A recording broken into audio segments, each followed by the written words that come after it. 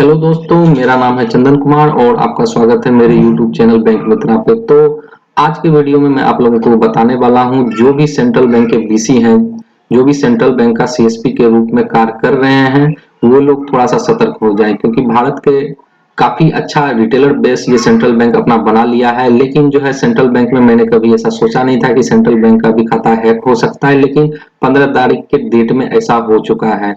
तो मैं आप लोगों को पता ही होगा कि मैं भी सेंट्रल बैंक का बीसी हूँ। मैं भी सेंट्रल बैंक का बीसी एजेंट के रूप में काम कर रहा हूँ। तो जो भी मैं काम करता हूँ उसका मैं डेली पर डे का रिपोर्ट बनाता हूँ। सुबह का अलग रिपोर्ट, शाम का अलग रिपोर्ट। तो मैंने 14 तारीख के डेट में जो रिपोर्ट बनाया था कि शाम में मेरे ओडी अकाउंट में 7,012 की 13 रुपया था, और सुबह में जब मैं रिपोर्ट बनाता हूँ तो उसमें 12 की 13 रुपया मात्र बचे हुए। तो मुझे डाउट लगा कि बैलेंस कुछ गड़बड़ है, तो मैंने रात की रिपोर्ट से मिलाया था, तो रात की रिपोर्ट में 7,012 है, तो अभी 12-13 रुपये क्यों बचे।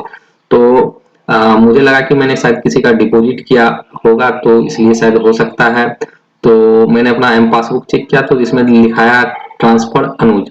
तो मुझे लगा कि मैंने शायद डिपॉजिट मारा है और मुझे याद नहीं है। तो मैंने अपना डायरी चेक किया कि डायरी जो भी मैं लेन देन करता हूँ तो मैं अपना डायरी मेंटेन करता हूँ, तो उसमें मैंने चेक किया तो कहीं भी डिपॉजिट नहीं था। तो हो सकता है कि शायद मैं डिपॉजिट लिखना भूल गया हूँ, इसीलिए मैंने अपना सीसीटीवी कैमरा निकाल के मैंने चेक करना चाहा। तो मैंने सीसीटीवी कैमरा निकाला तो उसमें भी मुझे कुछ नहीं मिला। तो फिर मुझे लगा कि कहीं ना कहीं हो सकता है कि कुछ गड़बड़ है। तो इस चीज का जो है बैंक से एक बार पता किया जाए, और अगर मान के चलिए कि मेरा जो 7,000 उसमें नहीं है तो मुझे कैश उतना मिलना चाहिए। मतलब कि या मैंने किसी का डिपॉजिट किया था तो वो 7,000 कैश तो मेरे पास होना चाहिए। तो मैंने अपना चेक किया तो मेरे पास 7,000 डिपॉजिट वाला कैश कहीं था नहीं। तो इस चीज का मैं चेक करने के लिए मैं बैंक गया कि कौन है अनुज कुमार, शायद कैसे ये ट्रांसफर हुआ। क्योंकि तो मुझे पूरा पूरी याद था कि मैंने किसी अनुज कुमार में बैलेंस तो डाले नहीं है, तो ये अपने आप हो कैसे गया। तो मुझे कुछ समझ में नहीं आ रहा था। तो मैं बैंक गया, तो बैंक जाने के बाद वहां पे भी और भी बीसी आए, तो उनका भी सेम ऐसा ही प्रॉब्लम था कि उन लोगों के भी खाता से जो है पैसे जो है ट्रांसफर हुए, और वे भी सेम अनुज कुमार के ही अकाउंट में ट्रांसफर हुए। तो चेक करने के बाद मुझे ये कंफर्म हो गया कि जरूर है कि हम लोगों का खाता जो है हैक हुआ है। तो इस तरह से मान के चलिए कि जो भी हुआ हम लोगों के साथ, तो मेरा तो जो भी मैंने अपना बैलेंस जो भी ट्रांसफर हुआ, तो मेरा 7,000 के लमसम में अमाउंट था।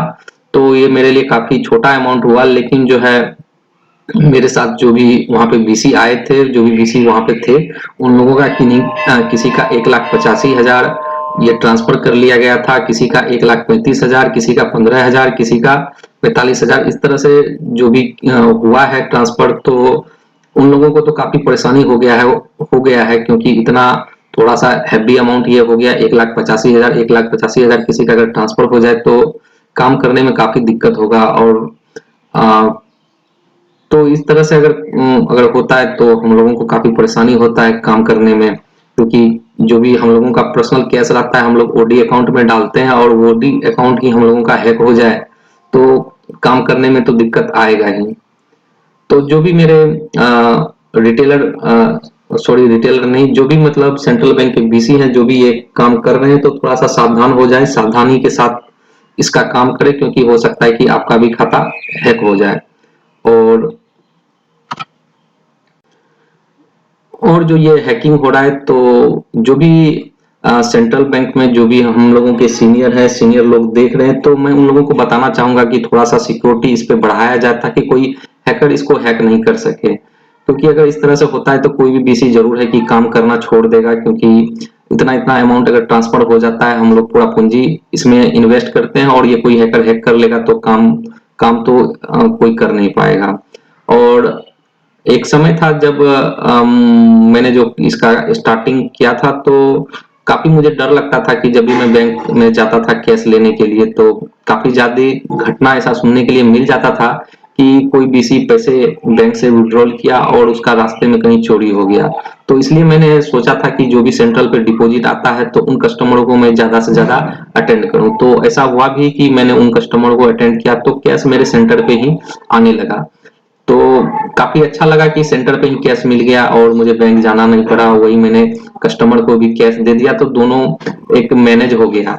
लेकिन अब ये मैनेजिंग करने के लिए मुझे जो है अपने वो जो भी ओडी अकाउंट है तो उसमें एनी टाइम बैलेंस रखना जरूरी है कि ताकि कस्टमर को इंस्टेंट ये डिपॉजिट की सर्विस मिल पाए। तो अगर उस ओडी में मैं इतना बैलेंस रखूं कि कस्टमर को सर्विस तुरंत मिले, उसका डिपॉजिट तुरंत हो जाए और हैकर उस ओडी अकाउंट का बैलेंस हैक कर ले तो बात तो दोनों तरफ से बराबर ही पड़ा है। या तो आप बैंक से निकालोगे तो आपका चोरी हो जाएगा, या फिर बैलेंस अच्छा खासा आप रख रहे हो तो हैकर कोई हैक कर लेगा। तो काफी डिफिकल्ट हो गया है काम करना। इधर जाओगे तो कुआं है, उस साइड जाओगे तो खाई है। तो इस तरह से लोग किस तरह से काम कर पाए। तो जो भी मेरे तो आज का वीडियो मैं यहीं पे समाप्त करता हूं और जो भी सेंट्रल बैंक के बीसी हैं थोड़ा सतर्क होकर काम करें और अच्छा खासा कमाएं। लेकिन इस तरह से काम करते हैं तो कोई हैकर हैक कर ले तो ऐसा मैं नहीं चाहूंगा। तो थोड़ा सावधान रहे, सावधानी के साथ अपना काम करें। तो मिलते हैं अगले वीडियो में। Bye bye.